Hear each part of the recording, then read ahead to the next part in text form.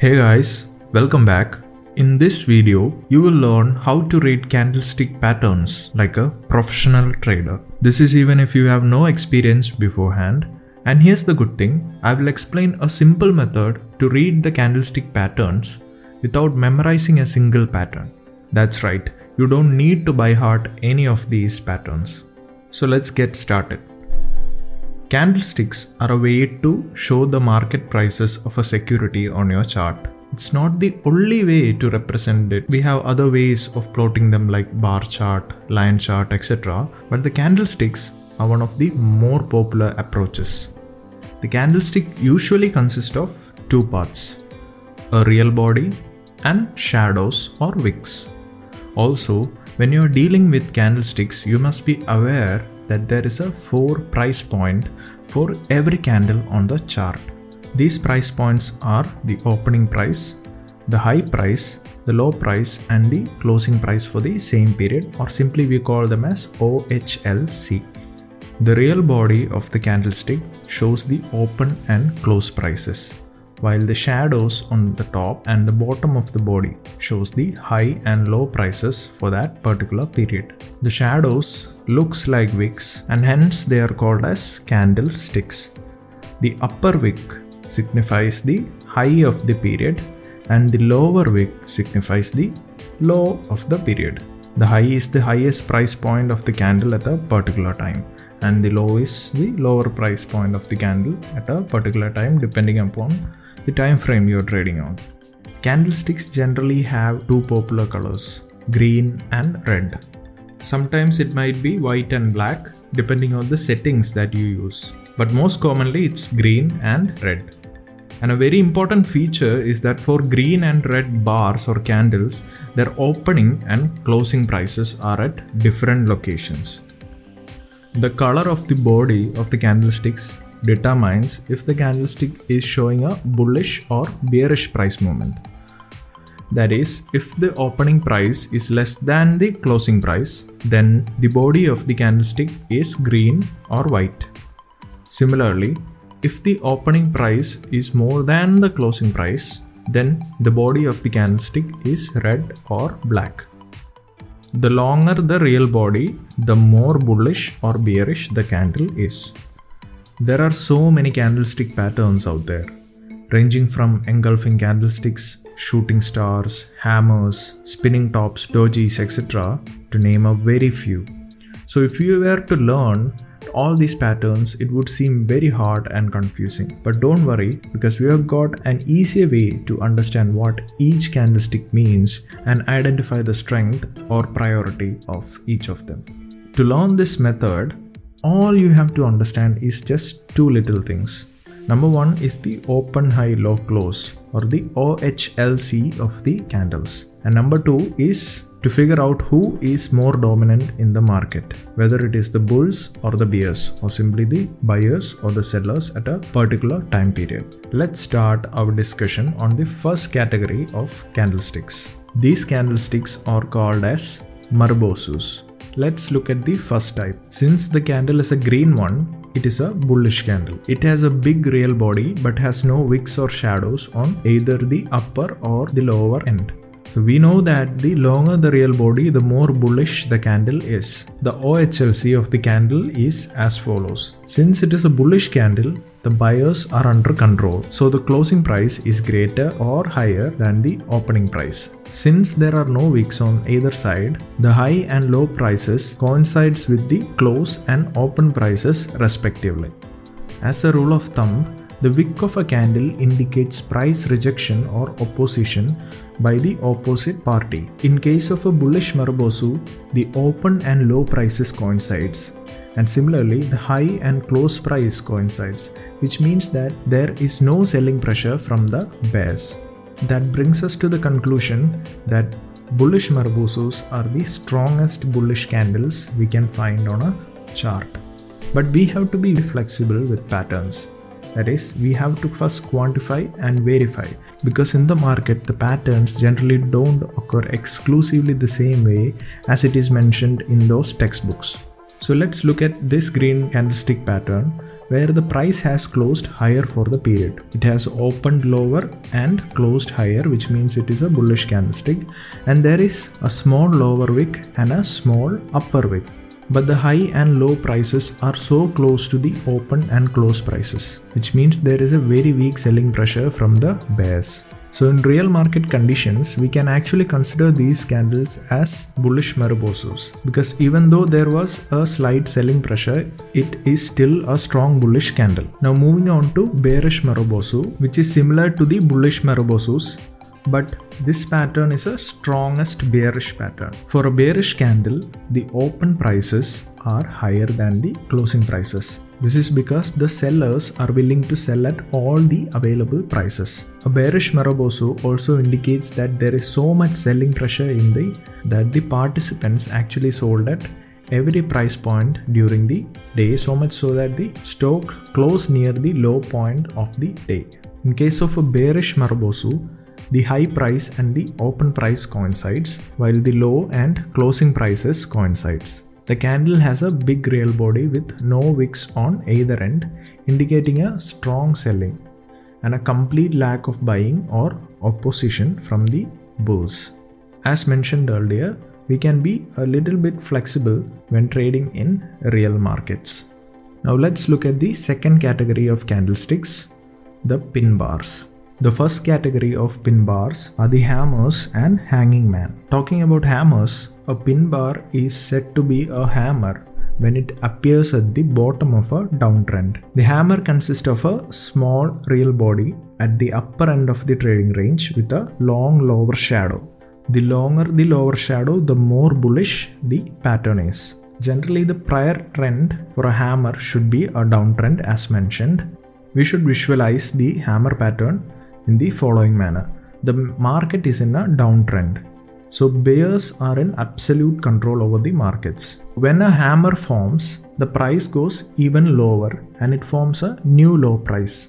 The price action of hammer formation indicates that the bulls attempted to break the prices from falling further down, which simply means that the bears tried to bring the market lower, but they did not succeed in their attempt to do so because the bulls generated a lot of buying pressure, so much so that the price closed near the open of the candle.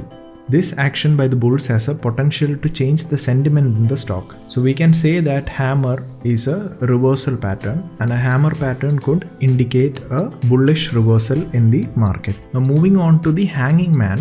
A pin bar is said to be a hanging man when it appears at the top of a trend. Similar to the hammer pattern, the hanging man is also a reversal pattern, except the fact that it is a bearish reversal pattern. A hanging man signals the market high. Here's how you should visualize the hanging man pattern. The market is in an uptrend, hence the bulls are in absolute control over the market. A hanging man at the top of the trend indicates that the bears have managed to make an entry. This is emphasized by the long lower shadow of the hanging man, which signifies that bears have tried to break the stronghold of the bulls. Because the bulls tried to push the prices higher, but the bears managed to bring in so much selling pressure that the price closed closer to the open price, creating a small real body. And there is a high probability that the market trend would reverse, and the hanging man pattern is a good indication that bearish sentiment is about to prevail in the market, and it is a good time to short the stocks. Now the second category of pin bars goes by the name of shooting stars or inverted hammers, depending on where it is formed on the chart. Talking about an inverted hammer generally occurs at the end of a downtrend. This is the weakest bullish candle that you can find in the market. We can see that the range of the candle or the real body is very small. Also, the open and closing prices are close to each other. The long wick suggests that the bulls tried to take the price higher, but there was a big selling pressure by the bears. So it indicates that the weak buyers are in control of the market, and there can be a shift in the sentiment. So we can say that even though a green candle was formed, the sellers are actually in control of the market. The inverted hammer is generally accepted as a price reversal candlestick pattern, just like the hammer, where the trend shifts from a downtrend to an uptrend. But if you were to ask me which signal would you trade, the hammer or the inverted hammer, I would definitely go for the hammer pattern, because the hammer pattern gives a much stronger indication of a trend reversal than an inverted hammer pattern. This is also due to the difference in selling pressures in both these cases. Now moving on, a pin bar is said to be a shooting star when it occurs at the end of an uptrend, indicating a price reversal. Similar to an inverted hammer, it also has a real body with the open and close prices close to one another. It also has a large wick on the upside, indicating that the bulls tried to bring the price up, but they were overpowered by the bears who pushed the price below the open price. So the shooting star is a strong bearish pattern. It is stronger than the hanging man pattern that is formed in the uptrend. This is because the sellers were more in control when the shooting star was formed rather than during a hanging man pattern. Now let's move to the third category of candlesticks. We can clearly see that the candles have a small real body. A small real body indicates the open and close prices are quite close, as we have discussed so far. The upper and the lower shadows are almost equal in length. Since the open and close prices are close to one another, the color of the candle doesn't really matter. Now talking about the upper shadow, the presence of the upper shadow tells us that the bulls did make an attempt to take the market higher. However, they were not successful in their attempt. If bulls were truly successful, then the real body would have been a long green candle as seen before in case of Marubosu's.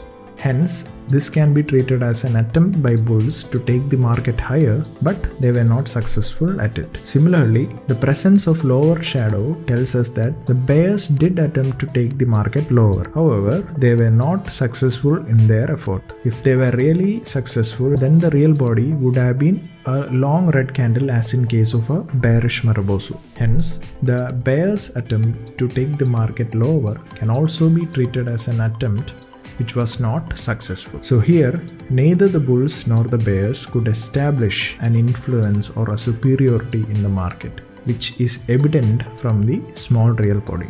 What this means is that there is an indecision between bulls and bears. They are not able to clearly influence the market direction. So this type of candlesticks is called as spinning tops, which are actually indecision candlesticks.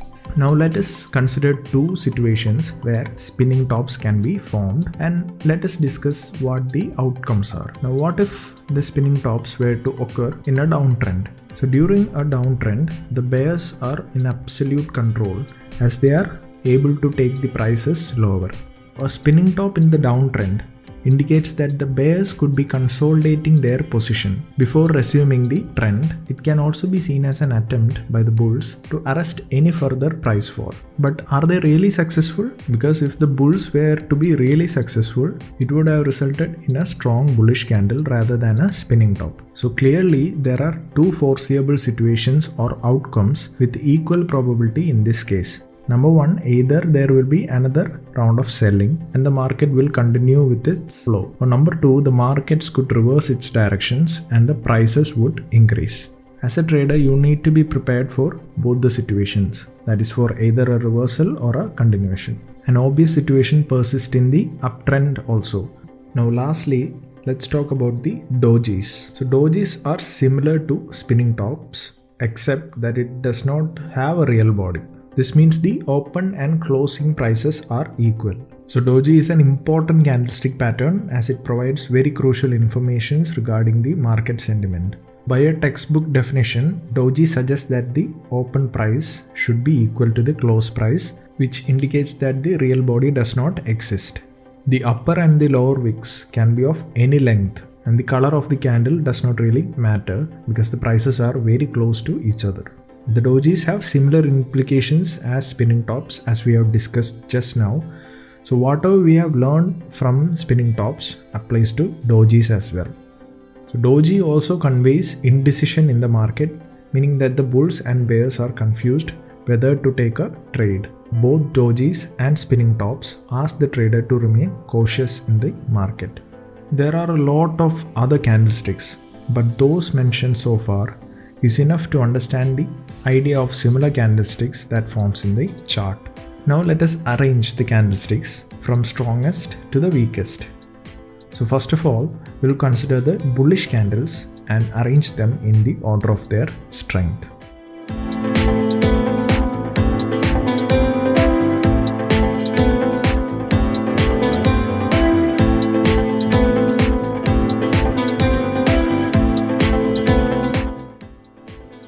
Moving on, let us arrange the bearish candlesticks in the order of their strength from strongest to weakest.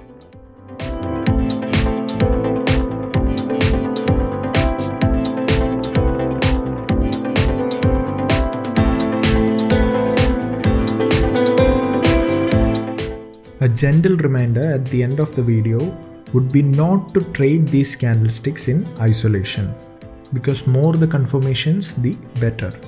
The key thing that I am trying to bring across is that you understand what each individual candlestick pattern means, and afterwards you can use these tools and techniques that you have learned and make it a part of your trading plan when you consider different elements of price action, which we are going to learn in the upcoming episodes of this training. And finally, if you think you now have a better idea of candlesticks, please like this video and don't forget to subscribe to the channel. I will see you guys in the next video. Bye.